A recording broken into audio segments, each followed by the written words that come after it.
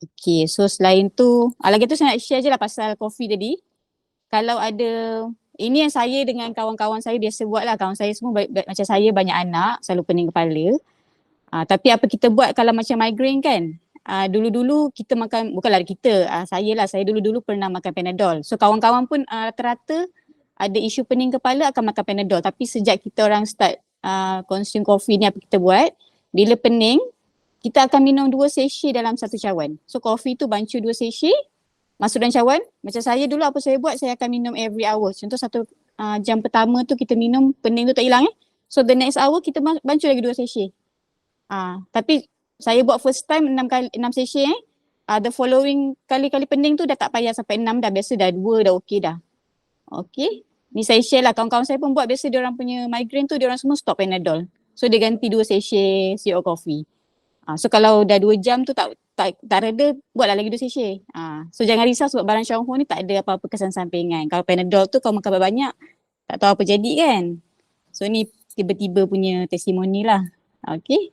So next saya akan nak jemput kita punya next speaker. Apa dia? Okay, tajuk dia panjang sikit. Adab ziarah orang sakit dari sudut Islam, perspektif pesakit kan? Dan seorang Syanghorean. Okay, so kita selalu dalam Syangho ni kita akan jumpa banyak orang sakit kan? Tapi kadang-kadang maybe kita tak sure macam mana kita nak bila visit tu macam mana kita nak behave kan, takut salah pula kan, terlebih ceria ke terlebih nak menghiburkan pula ke kan, tak sure kan. So macam mana kita nak belajar adab ni hari ni. So insyaAllah kita akan dengarkan perkongsian daripada VM kita, VM Ayah Syahdan. Silakan Puan Ayah.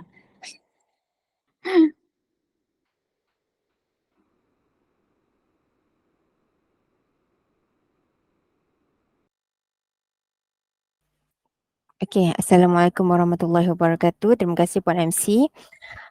Okay, tajuk amalan ni macam panjang sikit kan. Sebenarnya bunyi dia pun macam menakutkan. Sebenarnya tak ada benda pun daripada sudut Islam tu, sebab saya pun dah ada ambil reference daripada rujuk pada yang Arif. Okay, so kena mention dekat situ. Dan sebenarnya sebelum saya mulakan, nama saya Ayah dan malam ni sebenarnya saya nak menjawab persoalan ni, topik khas lah yang di-requestkan, menjawab persoalan pengedar baru agaknya. Dia cara kita nak ziarah orang sakit. Of course, saya rasa apa yang saya sharekan ni memang sedikit sebanyak sebagai rujukan, sebagai guideline saja. Okay. Banyak yang kita akan belajar sebenarnya daripada pengalaman kita sendiri. Kita akan lalui sendiri, as we experience it, kita akan learn lah. Okay. Jadi untuk malam ni, ini pun saya ambil topik orang tu tak nak berucap malam ni, so saya cuba sebaik mungkin lah ya. Bismillahirrahmanirrahim. Adab ziarah orang sakit. Dalam Syuangho kita memang kena belajar benda ni. Rasanya kalau HQ dia tak ada buat topik ni kot. So ni topik dalam grup kita, grup kecil-kecilan lah.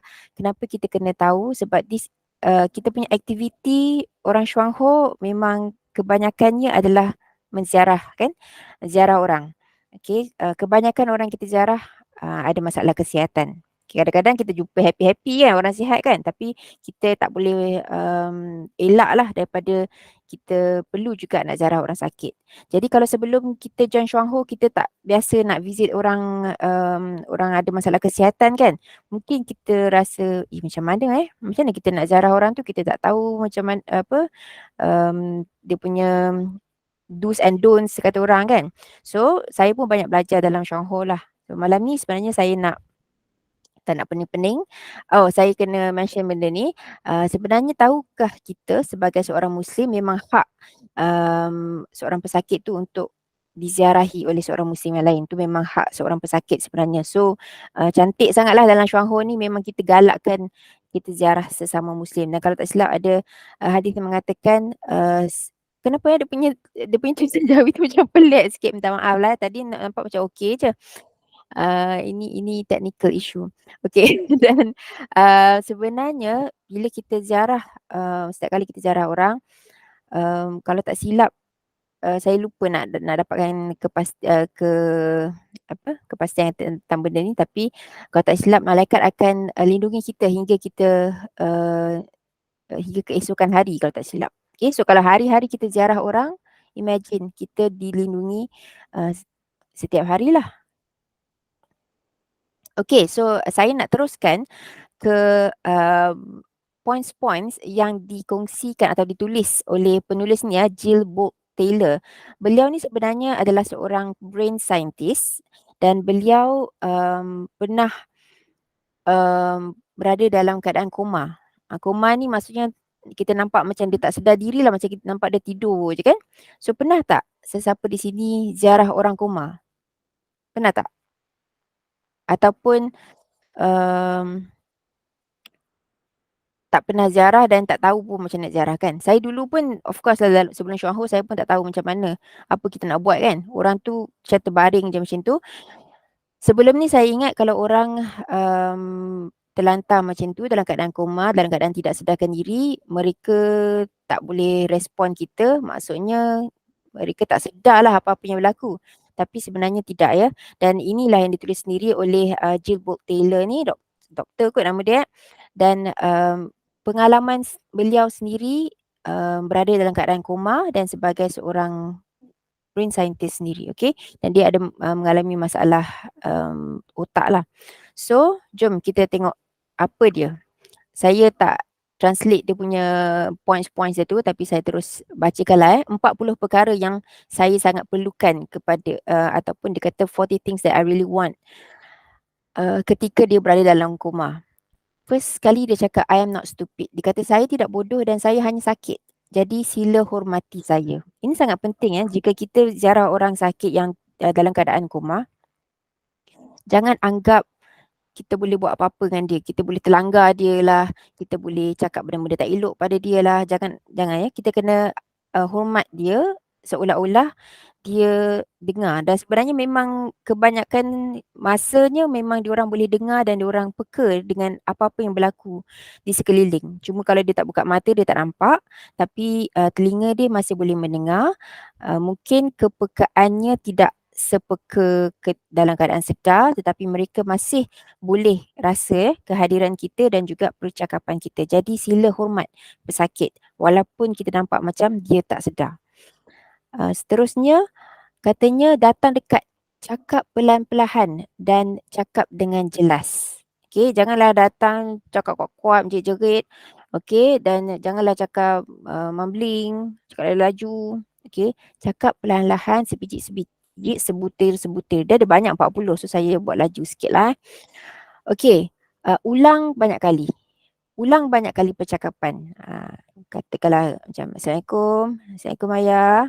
Ayah, perkenalkan dirilah sebab kita anggap orang dia tak nampak kita kan. So perkenalkan diri. Ni Echah ni, contoh kan. Ni Echah ni, ingat tak? Cakap elok-elok, slow-slow. Anggaplah dia tak tahu apa yang berlaku. Jangan cakap Echah ni kan Ica bawa buku yang ayah minta tu contohlah Tapi kena ingatkan baliklah, ingat tak? Semalam ayah minta buku ni kan? Minta dia tak sedar kan semalam? So kita kena cakap lah maksudnya, kena ulang balik daripada awal. Jangan assume dia, kita memang assume dia dengar, tapi kita kena ulang-ulang dan cakap perlahan-lahan, sebiji-sebiji, sebutir-sebutir, banyak-banyak kali. Dia kata repeat yourself banyak-banyak kali. Okay? Sebab dia macam antara sedar tak sedar, sedar tak sedar. Okay. Bersabarlah. Bersabarlah. Dia katanya, with me the 29th time you teach me something. Maksudnya kat sini dia nak stress kan, you kena sabar dan kena ulang banyak kali. Okay? Seolah-olah itu adalah pertama kali you ajar benda baru. Dr. Jill ni dia ada masalah dengan otak dia, brain dia. Jadi dia punya brain dia lemah, so perlu diajar berkali-kali. Okay, approach me with an open heart. Okay, bila nak berkomunikasi dengan dia dengan hati yang terbuka, jangan tergesa-gesa. Okay, slow your energy down. Okay, jangan kena cakap dengan dia perlahan-lahan, relax. Okay, jangan tengah berlari lagi tiba-tiba nak cakap dengan dia, segah dia apa semua, tak, jangan. Relax, fokus dengan dia. Okay, fokus dengan pesakit, Ulang balik lah, cakap perlahan-perlahan dan sebagainya. Okey. Sila beri perhatian pada you punya body language, facial expressions. Kadang-kadang orang koma ni mata dia terbuka. Okey, kalau mata terbuka tu berkemungkinan besar dia boleh nampak kita. So janganlah buat muka macam apa hal dengan dia ni kan, buat muka kerut kan. Facial expression ni orang yang dalam keadaan sakit dia sangat-sangat peka benda-benda ni. So senyum, okey. Macam kita suka tak kalau orang datang kat kita betul macam apa hal muka kau ni kan. Kita tak suka kan walaupun orang tu tak cakap. Okay, muka tu boleh nampak. So buat muka relax saja, senyum. Seolah-olah kita nampak muka dia cantik, ceria. So jaga gerak-geri badan juga bila berkomunikasi dengan pesakit. Okay, lepas tu dia kata touch me appropriately. So bila sentuh dia pun sentuh elok-elok. Okay. Sentuh elok-elok. Jangan genggam kuat sangat. Okay. Sentuh pada anggota-anggota yang sesuai untuk disentuh. Jangan nak pegang-pegang tempat yang orang tu tak selesa. Okay. Honor the healing power of sleep. Jangan kata, dia ni asyik tidur je dah, kenapa dia ni? Jangan. Sebab orang sakit mungkin memerlukan tidur yang lebih dan tidur tu sebenarnya insyaAllah boleh membantu. Okay. Protect my energy. So orang sakit dia mungkin memang energi dia banyak digunakan untuk baik pulih kat dalam badan. So dia banyak rehat, nampak banyak tidur kan.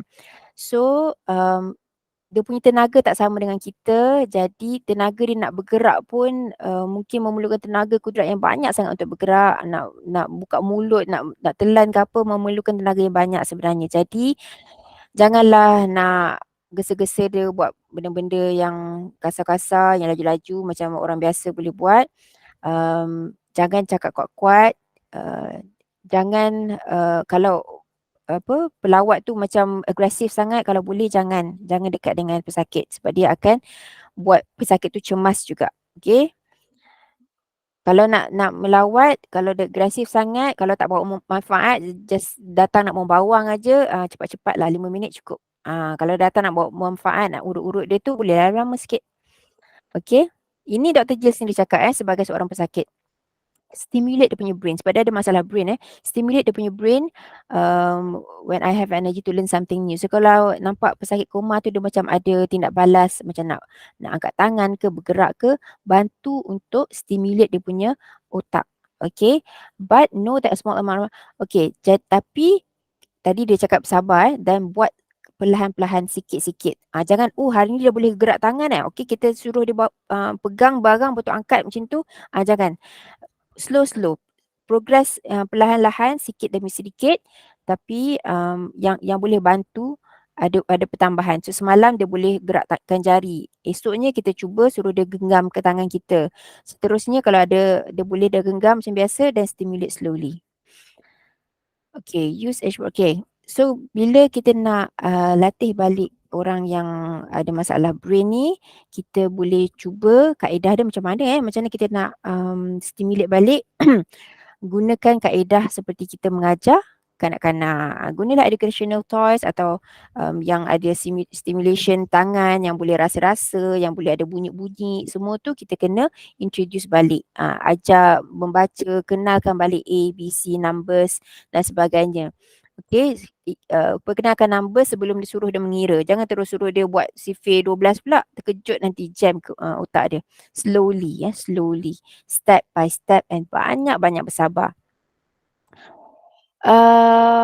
Okay, so kalau you laju sangat, you kena trust what I'm trying, just not with your skill. Okay, percayalah yang pesakit ni sebenarnya sedang berusaha. Kan kadang kita tengok, alah aku dah suruh dia genggam tak genggam pun, aku suruh baca 1, 2, 3 pun susah lah dia ni kan. Masih tak boleh faham lah dia ni kan. Jangan macam tu. Percayalah sebenarnya pesakit tu sendiri dia pun tak nak. Kita kalau kita sakit, kita suka ke sakit?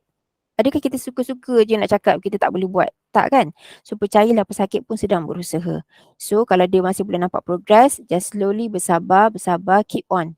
Jangan kata tak nampak progress lah dia ni, kita tak payah buat lah benda ni. dia tak dapat, tak ada progress, tak payahlah tunjuk nombor kat dia. Jangan. Slowly, sabar, sabar. Okay. Lepas tu ask multiple choice question. Ini untuk pesakit yang ada masalah otak. Dia kata ask multiple choice question. Soalan yang ada pilihan jawapan. Jangan tanya yes or no sebab dia nak stimulate dia punya brain. Okay. Nanti kejap lagi saya akan sharekan benda lain pula. Dan dia kata tanya soalan yang ada jawapan spesifik. Dan jangan terus bagi jawapan tu. Kita nak bagi dia praktis dia punya otak kan. Sabar. Okay. Tunggu, bagi dia masa untuk menjawab. Kita dah tahu dah jawapan dia, tapi kita nak dia jawab dan kita tunggu.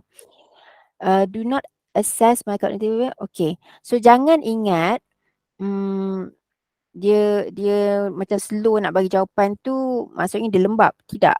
Mungkin dia punya fikiran dia dah sampai dah tapi dia nak ucapkan tu lambat. So jangan kata oh dia ni lembab lagi lah. Jangan cakap macam tu sebab dia jawab lambat kan. Jangan begitu ya. Okay. Dan handle kalau nak uruskan kalau sebagai penjaga ataupun sebagai orang yang melawat nak angkat tangan dia ke, nak suapkan dia makan ke, slow Jangan main suap masuk aja dalam mulut situ, kena lemah lembut sebab mungkin anggota badan dia dalam kesakitan. Okay. So kena slow. Kalau nak buat fisioterapi pun perlahan-perlahan. Jangan terus angkat tangan, angkat kaki. Okay, jangan. Perlahan-perlahan. Macam kita handle baby. Baby macam mana? Kan macam menatang minyak yang penuh gitu. Okay, dan ni paling penting, speak to me directly. Maksudnya kalau nak bercakap dengan orang sakit kan, walaupun dia tak respon kan, cuba kita bercakap seolah-olah dia boleh respon dengan kita. Jangan ada pesakit kat depan ni, kita duduk tanya kat orang sebelah. Dia ni macam mana dia ni macam tu, seolah-olah orang tu adalah orang ketiga. Padahal dia ada dekat situ tu, dia boleh dengar apa benda yang kita cakap pasal dia. Tapi kita buat seolah-olah dia tak ada kat situ. Jangan ini memang adab nombor 1 lah sebenarnya. Okay, cheer me on. So walaupun janganlah kata kalau kita janganlah kita bagi dia rasa macam dia tak akan boleh sembuh. Jangan. Syukur kita dalam Syuanghor kita ada insyaAllah ada solution yang boleh membantu sangat-sangat kan. Boleh bagi harapan when doctors kata tak ada harapan, doctors suruh balik dan sebagainya. Tapi Alhamdulillah dalam Syuanghor kita tak pernah kata tak ada produk yang sesuai untuk you lah. Tak ada kan. Mesti ada something yang boleh membantu. Kita tak tahu boleh membantu banyak mana. Tapi kita pun tak boleh kata tak boleh membantu langsung. Kita kena bagi harapan kat dia. Okay, expect to recover dan kita bagi harapan yang memang dia boleh sembuh sungguh-sungguh. Kalau ingat kita punya healing path kan. Walaupun ambil masa 20 tahun tapi bagilah harapan. Bagi semangat. Bagi semangat. Dia perlukan semangat tu. Okay, so kalau kita ajar orang koma ni tapi macam tak ada kemajuan, tengok apa masalah dia, kenapa tak ada kemajuan tu. Find the obstacle, halangan dia dan bukannya sebab dia tak boleh tapi mungkin sebab ada halangan dia. Okay, lepas tu okay, then kita kata okay hari ni dah boleh genggam tangan. Okay, esok kita nak buat benda lain pula Okay, cakap macam tu supaya pesakit koma ni akan ada something to look forward to. Okay, dan kena faham yang pesakit ni pun ada tahap-tahap dia sebelum dia boleh pergi to the next level. Dan apa-apa kejayaan walaupun kecil, walaupun boleh gerak satu jari saja hari ni, walaupun boleh macam apa-apalah yang kecil yang boleh senyum ke hari ni, just celebrate. Okay, ia akan memberi semangat. Okay, then don't finish my sentence. Okay, kalau orang ni dia boleh bertutur tapi dia boleh tutur macam stutter sikit atau lambat sikit kan, jangan potong cakap dia. Bagi masa. Okay, sebab dia nak practice exercise dia punya brain. Okay. Okay, if I can't find an old file, make it a point to create a new one. Okay, maksudnya ingat tak pasal di masa sekolah dulu kan, betul dia tak ingat. So macam bagilah dia semangat atau inspirasi supaya dia boleh bantu untuk mencari file yang hilang tu. Translate pula. Okay. Yang paling penting ialah kita kita buat dia rasa yang dia pandai. Kita buat dia rasa yang pesakit ni tahu apa yang dia cakap. Okay, jangan buat rasa macam kau tahu ke apa yang kau cakap ni? Jangan buat dia rasa down ke apa. Kita bagi semangat Focus on what I can do. Jangan sibukkan kenapa you still tak boleh nak berjalan Jangan fokuskan benda tu, fokuskan benda yang dia dah boleh buat. Okay. Alright, introduce me to my old life. Okay, ingatkan balik memori-memori lama, muzik-muzik ke apa-apa makanan kesukaan dia, ingatkan dia balik. Sebab ini adalah masalah otak yang dah lupa. Okay, dan bagi tahu dia walaupun dia ada kekurangan serta benda tapi dia ada dapat gain kebolehan yang lain. Okay, highlightkan dia punya kebolehan. Jangan ingatkan dia tentang dia punya yang dia tak boleh buat. Okay. Family support, friend support sangat-sangat penting. Sangat-sangat membantu. Ingatkan pesakit ni, gambar-gambar, kita ada video sekarang. Okay. So, benda ni bantu untuk ingatkan memory. Dan ajak ramai-ramai datang ziarah. Okay. Supaya diorang boleh bantulah sesama sendiri. Kalau tengok gambar video mungkin tak berapa berkesan kan. Bagi orang yang sebenar tu datang, share. Bagi semangat dan bantu dia ingat balik. Okay, love me for one. Okay, jangan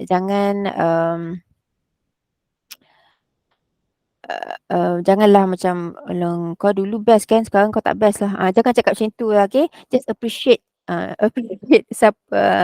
diri dia pada hari ini.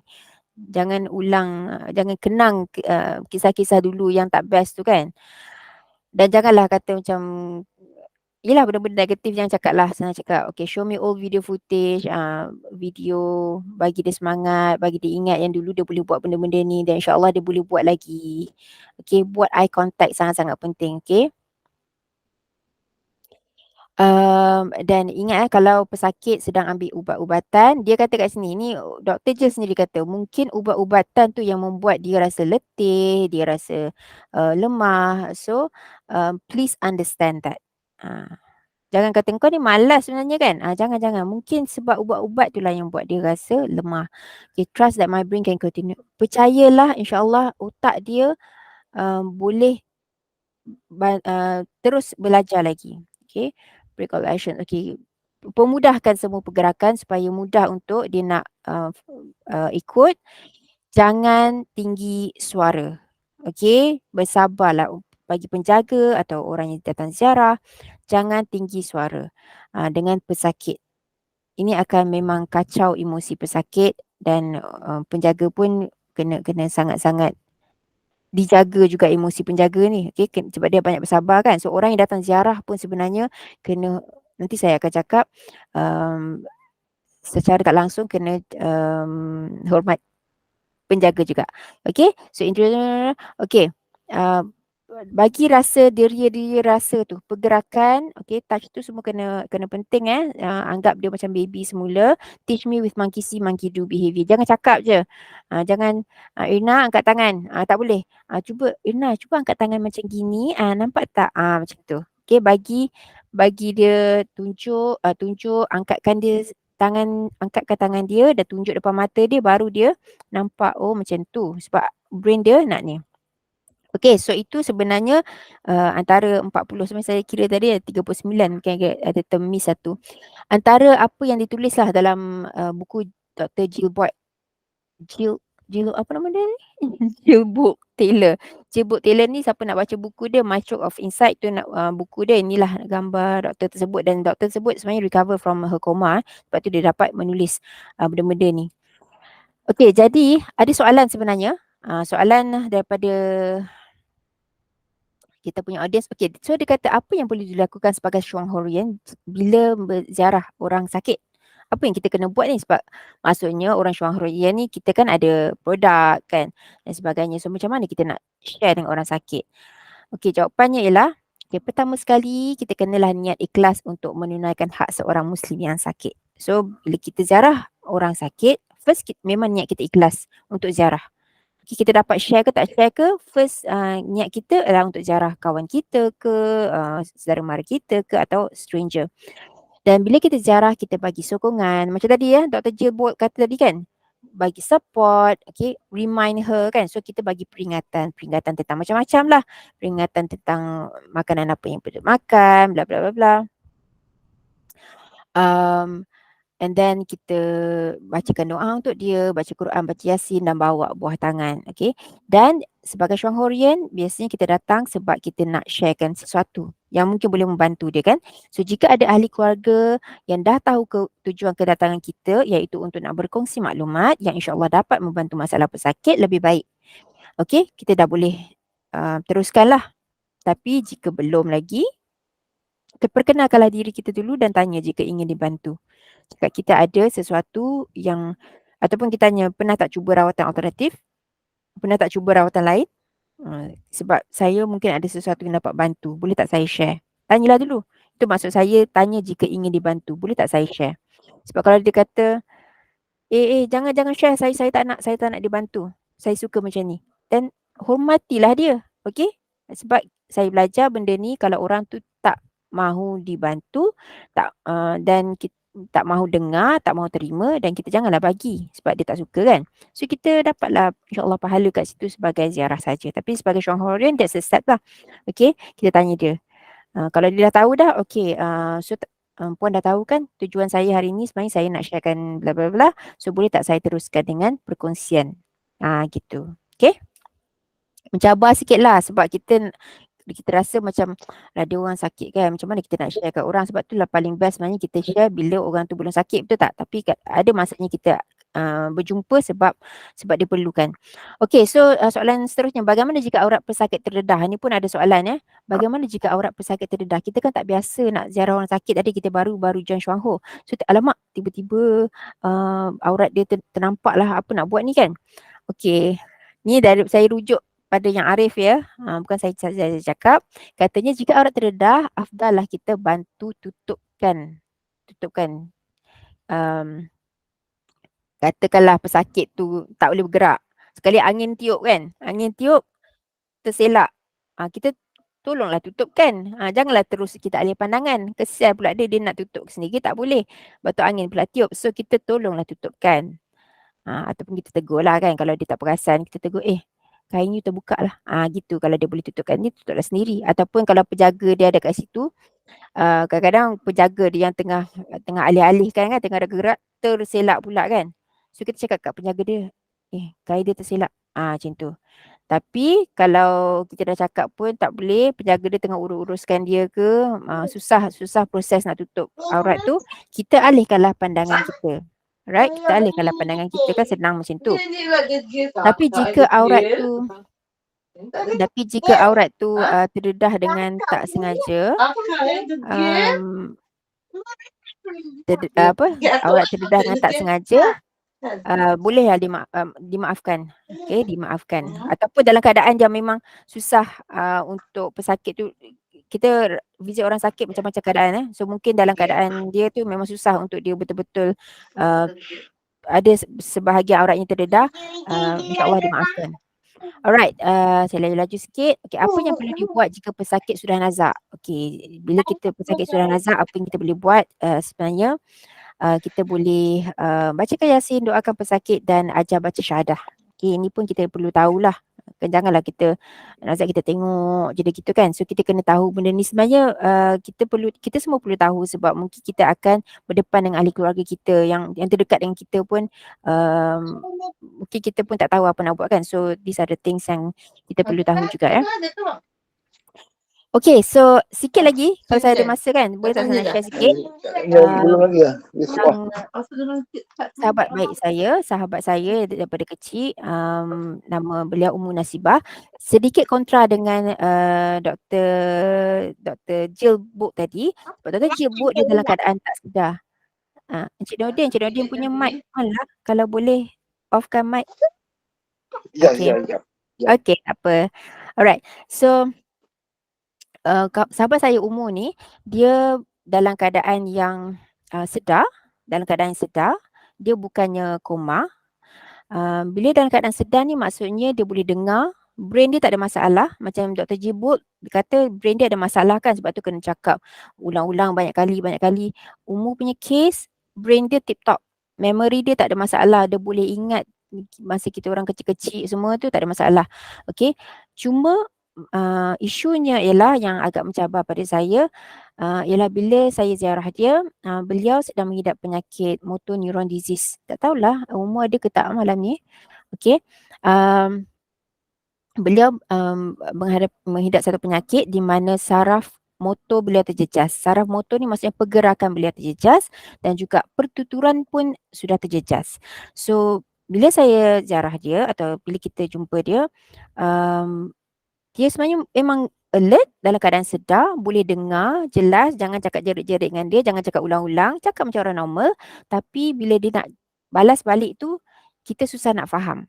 Okay, kita susah nak faham pertuturan dia, sedikit pelat um, dan um, dia punya beberapa benda yang point yang Dr. Jill cakap tu tak boleh diguna pakai sangatlah dengan apa yang umur punya case. So ini adalah apa yang beliau tulis sendiri. Okey, beliau tulis sendiri di Facebooknya.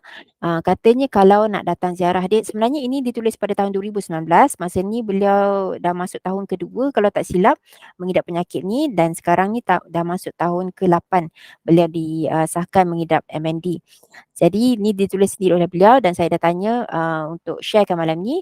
Katanya jika nak ziarah dia, dia tak boleh angkat tangan. Okey, jadi bila nak salam, teruslah berpaut pada tangannya. Janganlah hulur tangan, tunggu sampai dia hulur. Tak boleh beliau tak boleh nak angkat tangan sendiri. Kalau nak peluk cium dia, jangan peluk kuat-kuat sampai terkehel-lehel sebab sakit. Okey, jadi nak peluk erat pun sakit katanya.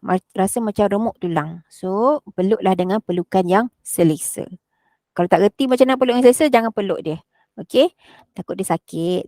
Okey. Kalau nak bersembang dengan saya, kena tekun, fokus dan sabar dengan bukti bicara saya. Pada 2019, saya pernah jumpa dia. Masa tu saya masih boleh faham dan dia boleh, masih ada suara keluar.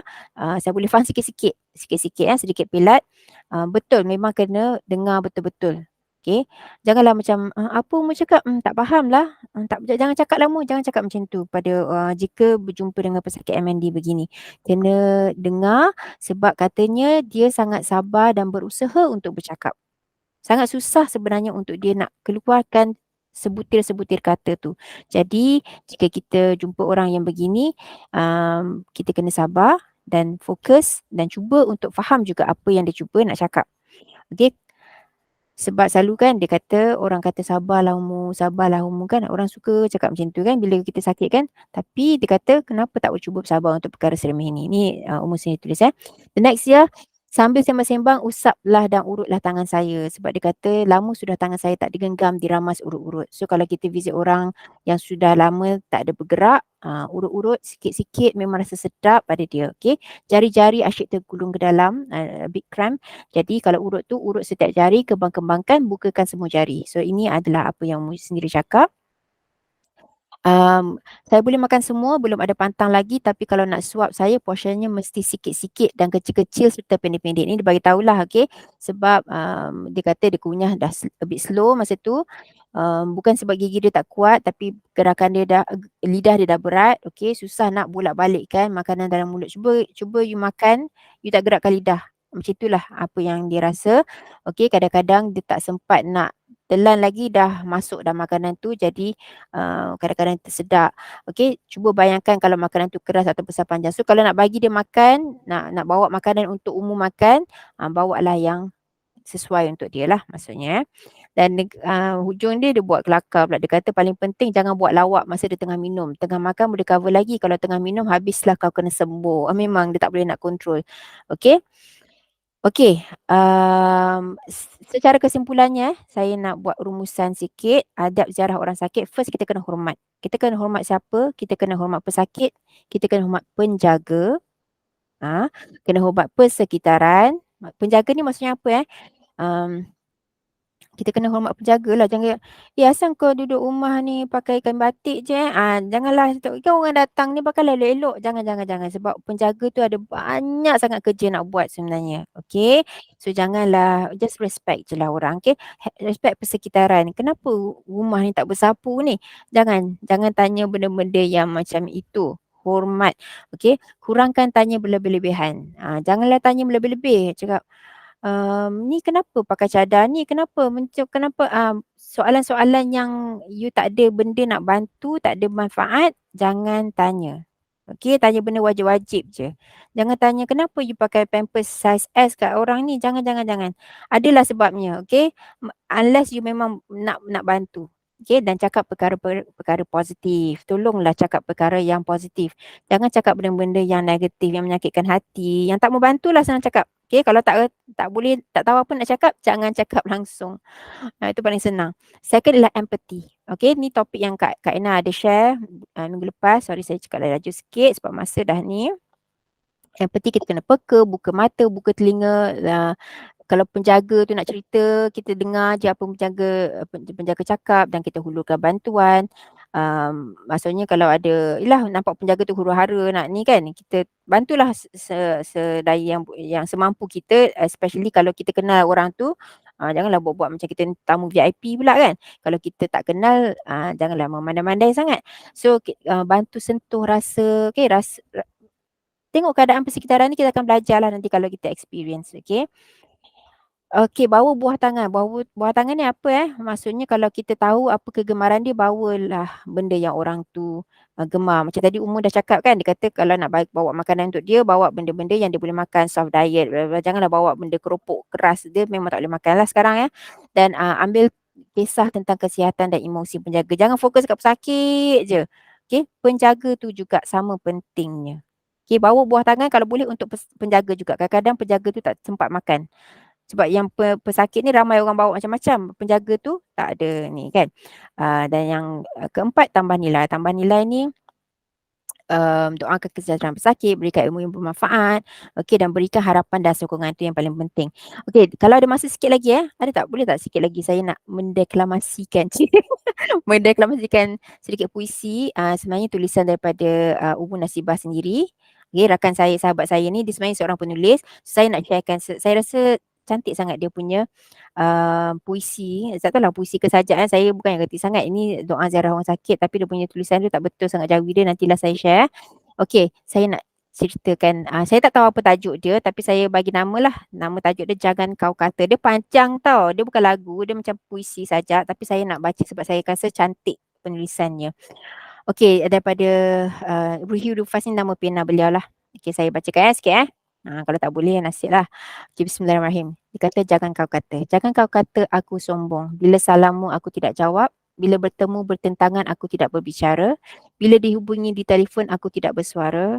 Kerana kau tidak tahu sebenarnya banyak yang ingin ku bicarakan. Namun kau biarkannya tersimpan di rasa nafas yang kelelahan. Ada lagi, sabar Jangan kau kata aku belagak. Bila jabat tanganmu, aku tidak sambut. Bila status Facebookmu, aku tidak like. Bila mesej WhatsAppmu, aku tidak balas. Kerana kau tidak tahu sebenarnya banyak yang tangan ni mahu lakukan namun terbengkalai. Dek sakit kram yang menyerang. Jangan kau kata kuatkan semangat. Bila wajahku bermuram durja. Bila keluhanku kedengaran, bila tangisanku kelihatan. Kerana kau tidak tahu sebenarnya betapa seringkali ku gagahkan kaki menapak. Namun tersungkur kepalaku mencium lantai. Dek semangat yang kau bisikkan. Jangan kau kata be positif. Bila kau berbicara tentang mati. Bila kau rasa aku putus asa. Bila kau lihat aku semakin lemah. Kerana kau tidak tahu sebenarnya betapa hati ini berperang. Memilih dunia atau sebaliknya. Berjuang hayat di dunia bagaikan menambah dosa. Saat aku terkandas menunaikan fardu, saat ketidaksabaran orang menjagaku, saat aku kecil hati dan membukam jiwa. Walaupun kini telah kulepaskan segala, nikmat makan, bicara, berjalan sukaria, masih tetap kuhayati dan syukuri hayat usia yang tersisa. Perlulah kau ketahui orang yang paling cerdik itu yang sentiasa mengingati mati. Dan awas, hati kita senantiasa berbulak balik. berdoalah agar diberi ketetapan iman. Okey, sekian saja. Dengan itu saya akhiri saya punya sharing hari ini. Maaf ya, tak ambil masa lama sikit. So, saya rasa tak ada apa-apa soalan kot. Kalau ada soalan, boleh tanya dalam ruang komen nanti. Terima kasih MC. Okay, terima kasih VM Ayah Syahdan. So panjang perkongsian dia ni. So menarik ni perkongsian Puan Ayah ni sebab dia cerita daripada sisi